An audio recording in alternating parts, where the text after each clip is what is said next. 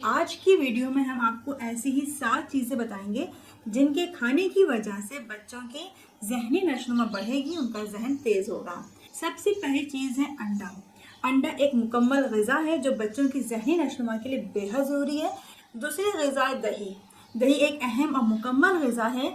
इसके अंदर मौजूद होता है विटामिन B12 और प्रोटीन्स जो बच्चे की दिमागी सलाहियतों को बढ़ाते हैं, उसकी याददाश्त को तेज़ करते हैं।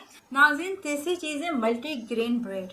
एक मुकम्मल ग़िज़ा है, भरपूर ग़िज़ा है। चौथी चीज़ है दलिया। दलिया एक बेहतरीन ग़िज़ा है जो बच्चों की ज़हनी सलाहियत के लिए और जिस्मानी नशोनुमा के लिए बेहद ज़रूरी है। छठे नंबर पर है सब्ज़ पत्तों वाली सब्जियां, जिसमें शामिल है पालक, मेथी, मुख्तलिफ साग। नाज़रीन, सातवीं चीज़ है पानी।